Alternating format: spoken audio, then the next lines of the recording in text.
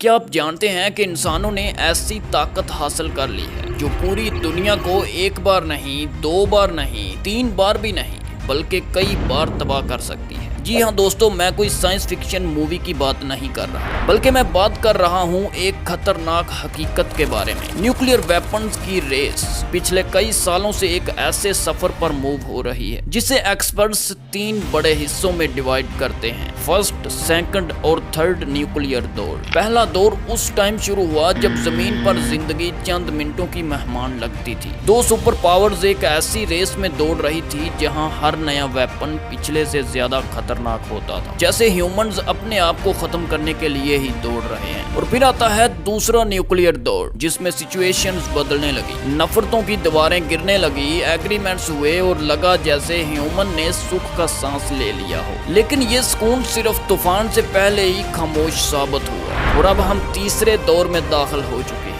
एक ऐसा दौर जो फर्स्ट और सेकंड दौर से ज्यादा अनसर्टेन और डेंजरस माना जा रहा है। डोनाल्ड ट्रंप का एक गलत डिसीजन पूरी दुनिया का मैप बदल सकता है। आज की इस वीडियो में हम इन तीनों न्यूक्लियर एज के बारे में डिटेल से चर्चा करेंगे और एंड में समझेंगे कि आज की दुनिया में न्यूक्लियर वेपन्स का फ्यूचर कैसा दिखाई देता है, जहां रशिया, चाइना और अमेरिका की कॉन्फ्लिक्ट एक नए दौर की शुरुआत कर रही है और साउथ कोरिया, ईरान जैसे देश इस रेस में शामिल हो सकते हैं। इस वीडियो के लिए मैंने जिन सोर्सेज से रिसर्च की है, इन सब के लिंक्स डिस्क्रिप्शन में दे दिए हैं, आप वहां जाकर देख सकते हैं।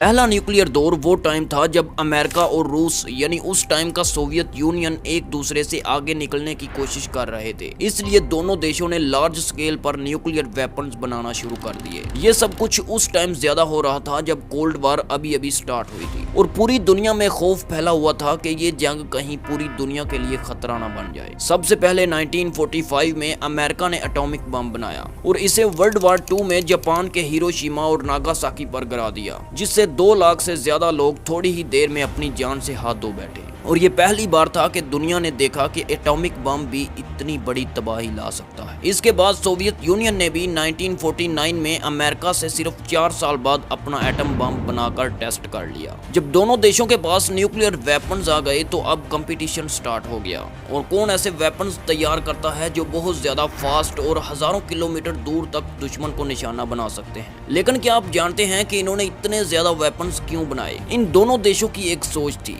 जिसे म्यूचुअली एश्योर्ड डिस्ट्रक्शन कहा जाता है। इसका मतलब ये था कि अगर दोनों देश एक दूसरे को मुकम्मल तबाह कर देते हैं तो फिर कोई भी अटैक करने की हिम्मत नहीं कर पाएगा। इनकी इस सोच की वजह से जंग रुक तो गई, लेकिन इन दोनों देशों के पास इतने ज्यादा वेपन्स जमा हो गए थे जिसकी वजह से ये आज पूरी दुनिया को हिट करने की ताकत रखते हैं। अमेरिका ने उस टाइम B-52 जैसे बमबार एरोप्लेन बनाए जो एटॉमिक बम्बों को दूसरे देशों तक ले जाकर गिराए जा सकते थे। अमेरिका ने बमबार तैयारे बनाने पर ज्यादा जोर दिया क्योंकि वो दुनिया के किसी भी कोने में बम गिरा सकते थे, लेकिन सोवियत यूनियन के पास शुरू में इतने अच्छे बमबार तैयारे नहीं थे। इसलिए इन्होंने ICBM यानी इंटरकॉन्टिनेंटल बैलिस्टिक मिसाइल बनाए जो बहुत दूर बैठकर अमेरिका तक मार कर सकते थे। इन्होंने 1950 की सेंचुरी में पहला ICBM R7 लॉन्च किया। शुरू में तो ये मिसाइल थोड़ा स्लो था, लेकिन बाद में इनकी स्पीड बहुत ज्यादा फास्ट हो गई। दोनों को ये डर था कि अगर दुश्मन ने पहला अटैक किया तो इनके ज्यादातर वेपन्स तबाह हो जाएंगे। इसीलिए इन्होंने बहुत ज्यादा हथियार बना डाले ताकि कुछ बच जाएं और वो दुश्मन पर काउंटर अटैक कर सके। ज्यादातर लोग इन वेपन्स की दौड़ को फालतू समझते थे जो इन दोनों देशों ने जमा करके रखे हुए थे, क्योंकि दोनों देशों ने इतने ज्यादा वेपन्स इकट्ठा कर लिए थे जिससे वो कई बार दुनिया को तबाह करने की ताकत रखते थे। कुछ लोग तो ये भी कहते थे कि ये सिर्फ काउंटिंग गेम थी, मतलब एक देश दूसरे से ज्यादा वेपन्स दिखाकर उसे अपने से नीचा दिखाना चाहता था। इनके इस पागलपन की वजह से लोगों में बहुत ज्यादा खौफ पैदा हो गया। लोग डरे हुए थे अगर जंग शुरू हो गई तो पूरी दुनिया भी खत्म हो सकती है। स्कूल्स में न्यूक्लियर अटैक से बचने के लिए ट्रेनिंग कराई जाने लगी और लोग अपने घरों में शेल्टर्स बनाने लग गए कि अगर न्यूक्लियर अटैक हो भी तो वो शेल्टर्स में जाकर अपनी जान बचा सके। ये एक खतरनाक और यूजलेस कंपटीशन था। अमेरिका ने कहा कि हमारे पास एक बम है और रशिया ने कहा कि हमारे पास 2 हैं। अमेरिका ने कहा हमने 2 और बना लिए हैं और अब हमारे पास 3 बम हो गए हैं, और रशिया ने कहा जब तुम वो बना रहे थे तो हमने 4 और बना लिए। दोस्तों इसी रेस के चलते अमेरिका ने तकरीबन 70,000 से ज्यादा और रशिया ने तकरीबन 55,000 से ज्यादा न्यूक्लियर वारहेड्स बना लिए थे। यहाँ पर आपके मन में एक ख्याल आया होगा कि इन्होंने कहीं भी न्यूक्लियर वेपन्स को किसी भी जंग में नहीं गिराया, लेकिन फिर भी 2025 में इनके पास बहुत कम न्यूक्लियर वेपन्स क्यों रह गए हैं? इसका आंसर आपको इस वीडियो में आगे मिल जाएगा। इससे पहले ये जानते हैं कि दोनों तरफ के लीडर जानते थे कि अगर न्यूक्लियर वार हुई तो दोनों देश बर्बाद हो जाएंगे। इतने ज्यादा वेपन्स की वजह से एक तरह का बैलेंस ऑफ टेरर बन गया जिसने जंग को रोके रखा, और इसी वजह से कोल्ड वार में किसी ने भी खुलकर जंग का ऐलान नहीं किया। और दोस्तों ये है एक छोटा सा कंट्री क्यूबा जो अमेरिका से सिर्फ 150 किलोमीटर दूर है। इसके सोवियत यूनियन के साथ बहुत अच्छे रिलेशंस थे, जिसकी वजह से सोवियत यूनियन ने इस कंट्री में अमेरिका के खिलाफ अपने न्यूक्लियर वेपन्स डिप्लॉय करना शुरू कर दिए थे। और अगर सोवियत यूनियन गलती से न्यूक्लियर मिसाइल लॉन्च कर देता तो 5 मिनट्स में अमेरिका शायद आज दुनिया से गायब हो चुका होता। अमेरिका के सीक्रेट प्लेन U-2 ने क्यूबा की फोटोज कैप्चर की और पता चला कि Soviet union nuclear missile install कर रहा है। तो इस टाइम पर अमेरिका के प्रेसिडेंट जॉन एफ कैनेडी ने फौरी रिस्पॉन्स दिया। इन्होंने क्यूबा का बहरी रास्ता बंद कर दिया। इस टाइम पूरी दुनिया पैनिक में आ चुकी थी क्योंकि जरा सी मिस्टेक से न्यूक्लियर वॉर स्टार्ट हो सकती थी। 13 दिन के इस क्राइसिस के बाद आखिरकार नेगोशिएशन से सलूशन निकाला गया। सोवियत यूनियन ने प्रॉमिस किया कि वो अपने मिसाइल्स क्यूबा से रिमूव कर देगा।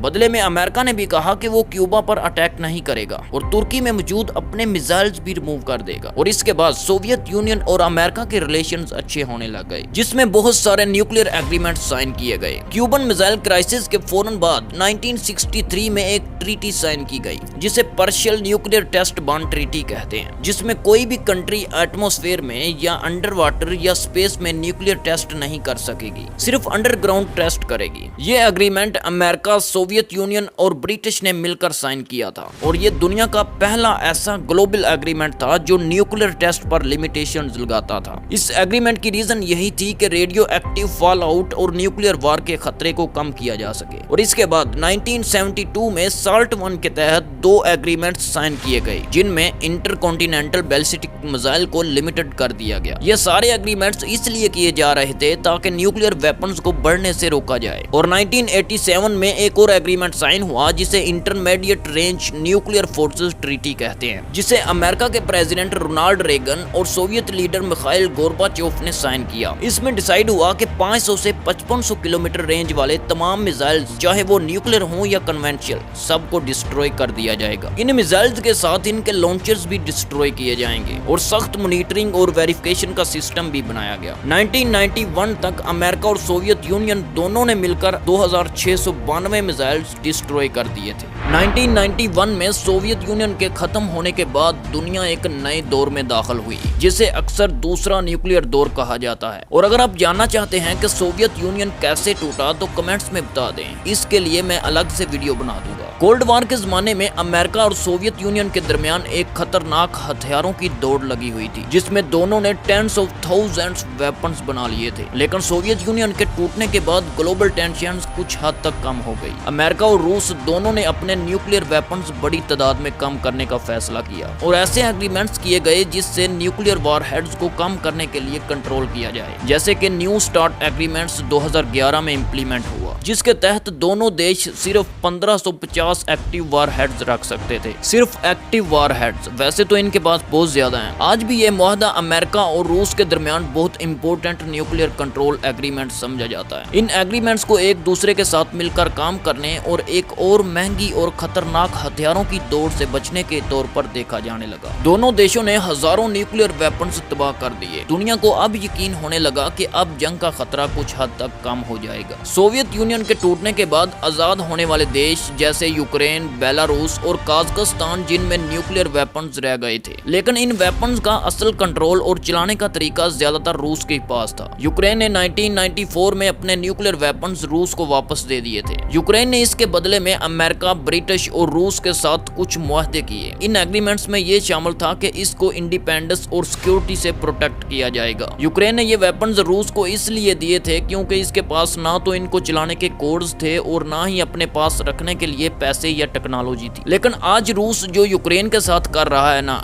ये इन के इस एग्रीमेंट्स की वायोलेशन कर रहे हैं। जैसे 2014 में क्रीमिया पर कब्जा कर लिया और 2022 से अब तक तकरीबन 20% से ज्यादा प्लेसेस पर कब्जा करके रखा हुआ है। दूसरे न्यूक्लियर दौर में भी बहुत सारे एग्रीमेंट्स किए गए थे। जैसे 1968 में एनपीटी एग्रीमेंट साइन हुआ, जिसमें दुनिया की 191 कंट्रीज ने साइन कर रखे हैं कि वो न्यूक्लियर वेपन्स नहीं बनाएगी। इस एग्रीमेंट में नॉन न्यूक्लियर कंट्रीज ने ये प्रोमिस कर रखा है कि वो न्यूक्लियर वेपन्स नहीं बनाएंगे, लेकिन वो इनको साइंस या डेवलपमेंट के पर्पस के लिए यूज कर सकते हैं। और जिनके पास ऑलरेडी न्यूक्लियर वेपन्स पड़े हैं, इन्होंने ये प्रोमिस किया है कि वो फ्यूचर में न्यूक्लियर वेपन्स खत्म कर देंगे। लेकिन ये बात बस कहने की हद तक ठीक रही है। जिनके पास न्यूक्लियर वेपन्स नहीं है वो बनाने की कोशिश कर रहे हैं, और जिनके पास पड़े हैं वो इसे खत्म नहीं करना चाहते, और दूसरे देशों को इस न्यूक्लियर क्लब में भी नहीं आने देना चाहते। और अमेरिका ने अपने फ्रेंड्स कंट्रीज को न्यूक्लियर वेपन बनाने से रोकने के लिए इनको न्यूक्लियर अम्ब्रेला दी हुई है। यानी ये प्रॉमिस किया है कि अगर कोई कंट्री इन पर अटैक करेगी तो अमेरिका इनको प्रोटेक्शन देगा। ये प्रॉमिस यूरोप कंट्रीज जैसे नेटो, जापान, साउथ कोरिया के साथ किया हुआ है। लेकिन अभी कुछ सालों में अमेरिका की पॉलिसियों को चेंज करने की वजह से इनके कुछ अलाइज ये सोचने पर मजबूर हैं कि शायद इन्हें भी अपने वेपन्स बना लेने चाहिए। भारत और पाकिस्तान ने 1998 में न्यूक्लियर वेपन्स बना लिए थे, जबकि नॉर्थ कोरिया पहले एनपीटी एग्रीमेंट से सेपरेट हुआ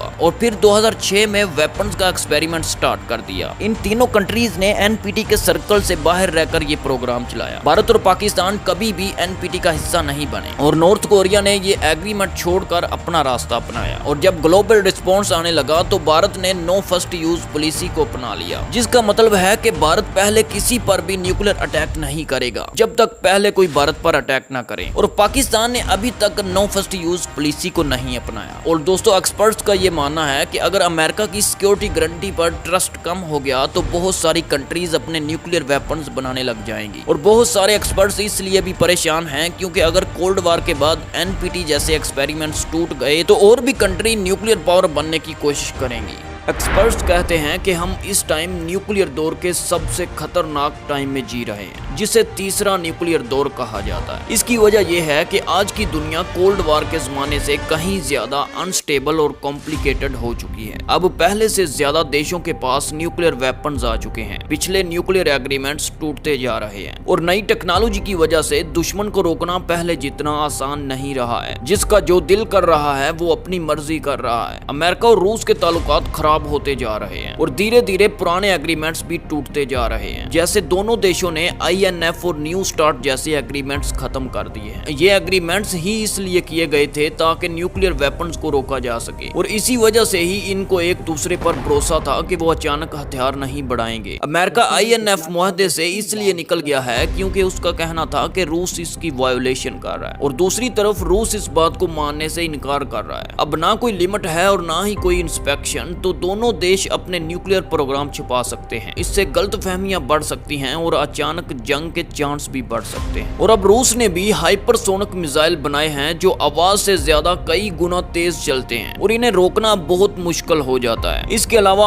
ऑटोमेटिक पानी के अंदर ड्रोन्स बनाए हैं जिन्हें डूम्सडे टोरपेडो भी कहा जाता है। ये समंदर पार न्यूक्लियर वेपन्स ले जा सकते हैं और समंदर किनारे वाले एरियाज को तबाह कर सकते हैं। और पोजीडोन ड्रोन बनाए हैं जो कि बेलगोर्ड सबमरीन से चलाया जाता है, जो डिफेंस सिस्टम को चकमा देकर समंदर किनारे शहरों को तबाह कर सकता है। और धीरे धीरे करके रूस अब अपने फैसले बदलता जा रहा है। अब न्यूक्लियर वेपन सिर्फ अपनी सेफ्टी के लिए नहीं बल्कि किसी बड़े हमले या देश की आजादी को खतरा हो तो भी इस्तेमाल हो सकते हैं। यहाँ तक कि वो अटैक नॉन न्यूक्लियर हथियार से ही हो तो भी न्यूक्लियर जंग का खतरा है। बहुत से लोग ये समझते हैं कि दुनिया अब कोल्ड वार के बाद पहली बार न्यूक्लियर डिजास्टर के बहुत करीब आ चुकी है। लोग सिर्फ धमाकों से फौरन मरने से नहीं डरते बल्कि जंग के बाद सेहत, खाने पीने की चीजों और दुनिया में होने वाले इफेक्ट से भी डरते हैं। अगर कुछ ही न्यूक्लियर वेपन्स इस्तेमाल हो जाएं तो न्यूक्लियर पावर प्लांट भी तबाह हो सकते हैं, जिससे मजीद खतरनाक शुआएं भी फैल सकती हैं। और कुछ लोग तो अमेरिका पर इल्जाम लगाते हैं कि इसने कोल्ड वार के बाद एग्रीमेंट्स तोड़ दिए हैं और नेटो को मजीद फैलाया है। और कुछ लोग रूस पर भी इल्जाम लगाते हैं कि उसने दबाव डालने वाली पॉलिसीज अपनाई। एग्रीमेंट्स अपडेट नहीं किए गए और अपनी न्यूक्लियर पॉलिसी को और भी खतरनाक बना दिया है। चाइना बहुत तेजी से अपने न्यूक्लियर वेपन्स को बढ़ावा दे रहा है। उसका टारगेट है कि 2035 तक वो अमेरिका और रूस के बराबर आ जाएगा। यूएस डिपार्टमेंट ऑफ डिफेंस के मुताबिक चाइना के पास 2023 में तकरीबन 500 न्यूक्लियर वेपन्स थे और ये तादाद 2035 तक 1500 तक पहुंच सकती है। ये सब कुछ चाइना न्यू न्यूक्लियर रिएक्टर्स और रशिया से लाए गए न्यूक्लियर फ्यूल के जरिए कर रहा है। चाइना का कहना है कि ये रिएक्टर्स पीसफुल कामों के लिए इस्तेमाल हो रहे हैं, लेकिन एक्सपर्ट्स का ये मानना है कि इनका असल मकसद मिलिट्री पावर हासिल करना है, खास तौर पर ऐसे फ्यूल के जरिए जो न्यूक्लियर हथियारों के लिए इस्तेमाल हो सकता है। चाइना की बढ़ती हुई ताकत अब एक नई न्यूक्लियर मुकाबले की शक्ल इख्तियार कर चुकी है। पहले सिर्फ अमेरिका और रूस बहुत बड़ी ताकतें थी जिनके पास बहुत ज्यादा न्यूक्लियर वेपन्स मौजूद थे, लेकिन अब अमेरिका, रशिया और चाइना तीनों बड़ी न्यूक्लियर पावर बन चुकी हैं। अब तीनों देशों की पुलिसियों को समझ पाना मुश्किल होता जा रहा है। जब कई देश न्यूक्लियर हथियार रखते हैं तो इस सिस्टम को सेफ रखना बहुत मुश्किल हो जाता है। दुनिया भर में अमेरिका की न्यूक्लियर अम्ब्रेला पर भी सवाल उठ रहे हैं। इस वजह से साउथ कोरिया और ईरान जैसे देश भी अपना न्यूक्लियर प्रोग्राम शुरू करने पर गौर कर रहे हैं। नॉर्थ कोरिया ने पहले ही न्यूक्लियर वेपन बनाकर यह साबित कर दिया है कि न्यूक्लियर वेपन रखना मतलब अपने आप को सेफ रखना है। और कुछ एक्सपर्ट्स ये भी कहते हैं कि ईरान अपने न्यूक्लियर वेपन बनाने की दोबारा से कोशिश कर सकता है, चाहे अमेरिका ने न्यूक्लियर साइट्स को कुछ हद तक तबाह ही क्यों न कर दिया हो, लेकिन वो पीछे नहीं हटेगा। और यही पॉलिसी जापान की भी मानी जा रही है। अमेरिका ने अपनी फ्रेंड कंट्रीज को प्रोटेक्शन देने का वादा कर रखा था, लेकिन कुछ टाइम से यूरोप और एशिया में ये वादा सक्सेसफुल होता नजर नहीं आ रहा है। खासतौर पर डोनाल्ड ट्रंप की स्टेटमेंट्स ने कई देशों को परेशान करके रख दिया है। इन्होंने कहा है कि अगर नेटो इनकी कुछ शर्तें पूरी नहीं करता तो अमेरिका इनकी हेल्प नहीं करेगा। इस पर यूरोपीय देशों ने खुलकर बहस शुरू कर दी है कि यूरोप को अपना अलग न्यूक्लियर सिस्टम बनाना चाहिए या नहीं। इसी तरह एशियन कंट्रीज में भी बहस हो रही है, खास तौर पर साउथ कोरिया और जापान जैसे देशों में। यूरोप में दो बड़ी न्यूक्लियर पावर्स मौजूद हैं, फ्रांस और यूके। दोनों के पास तकरीबन 500 न्यूक्लियर वेपन्स मौजूद हैं, लेकिन इनके ये हथियार सिर्फ बड़े अटैक्स के लिए रखे गए हैं। अमेरिका के पास छोटे टैक्टिकल न्यूक्लियर वेपन्स भी मौजूद हैं जो यूरोप को बचाने के लिए काम आ सकते हैं। अगर अमेरिका नेटो कंट्रीज से पीछे हट गया तो यूरोपीय देशों को खुद स्ट्रांगली खड़ा होना पड़ेगा। इसके लिए वो एटमी हथियार बना सकते हैं, फौज पर ज्यादा पैसा लगा सकते हैं और जंग के लिए ज्यादा से ज्यादा तैयारी कर सकते हैं। न्यू स्टार्ट माहदा 2026 में एक्सपायर होने वाला है। अगर इसे एक्सटेंड ना किया गया या इसका कोई अल्टरनेटिव ना लाया गया तो दुनिया की दो सबसे बड़ी न्यूक्लियर पावर्स पर आखिरी पाबंदी भी खत्म हो जाएगी। इस सिचुएशन की वजह से दुनिया में हालात खतरनाक साबित हो सकते हैं। एक्सपर्ट्स और एनालिस्ट कहते हैं कि इन देशों के दरमियान बातचीत या एग्रीमेंट जरूरी होना चाहिए, लेकिन रशिया की कुछ शर्तें बहुत सख्त समझी जा रही हैं। जैसे रशिया चाहता है कि यूक्रेन नेटो का कभी भी हिस्सा नहीं बनेगा। कुछ लोग समझते हैं कि रशिया जानबूझकर ऐसा कर रहा है। वो जानबूझकर ऐसी शर्तें रख रहा है जिन्हें रिजेक्ट किया जाए ताकि इल्जाम यूरोपीय देशों पर आए कि वो बातचीत नहीं करना चाहते। और कई देश रशिया के साथ न्यूक्लियर एग्रीमेंट भी नहीं करना चाहते क्योंकि इन्हें पता है कि रशिया एग्रीमेंट्स की वायोलेशन करता है, जैसे उसने यूक्रेन के साथ किया। और चाइना पर भी दबाव डाला जा रहा है कि वो अपने न्यूक्लियर प्रोग्राम को क्लियर करे, जैसे अमेरिका और रशिया ने कुछ मुआहदों में अपने सारे वेपन्स टेस्ट साइट्स के नंबर्स बताए कि उनके पास कितने वेपन्स पड़े हैं और वो कितने रख सकते हैं। वैसे ही चाइना को भी अपनी टेस्ट साइट्स और वेपन्स के नंबर्स जाहिर करने चाहिए। ये बहुत जरूरी है ताकि न्यू वेपन्स की दौड़ शुरू ना हो सके, खास तौर पर उस टाइम जब चाइना अपना न्यूक्लियर प्रोग्राम तेजी से बढ़ा रहा है। नेटो और अमेरिका के लीडर जैसे जेंस स्टोलनबर्ग कहते हैं कि चाइना के न्यूक्लियर प्रोग्राम में क्लैरिटी दुनिया के अमन के लिए बहुत जरूरी है। अमेरिका में जब से डोनाल्ड ट्रंप पावर में आए हैं तब से बहुत सारे देशों का अमेरिका से भरोसा उठ रहा है। अमेरिका को अपने अलाइज को न्यूक्लियर प्रोटेक्शन की एश्योरेंस देनी चाहिए कि वो अपनी फ्रेंड कंट्रीज को प्रोटेक्शन देगा। अगर अमेरिका पीछे हट गया तो दुनिया में कई और देश न्यूक्लियर वेपन्स बना सकते हैं और ये पूरी दुनिया के लिए खतरनाक हो सकता है। और दोस्तों, ये थी 3 न्यूक्लियर दौर की कहानी, पास्ट की खतरनाक दौड़ और बहुत बड़े बड़े एग्रीमेंट्स जिनसे न्यूक्लियर प्रोग्राम को आगे बढ़ने से रोका जाए। और हमने देखा कि आज का मुश्किल और खतरनाक दौर, ये कहानी सिर्फ सुपर पावर्स की नहीं, ये हम सब की कहानी है, क्योंकि न्यूक्लियर वॉर में जीतने वाला कोई नहीं होता, सिर्फ नुकसान होता है और सिर्फ तबाही। अगर आपको ये वीडियो इन्फॉर्मेटिव लगी तो इसे दूसरों तक जरूर शेयर करें।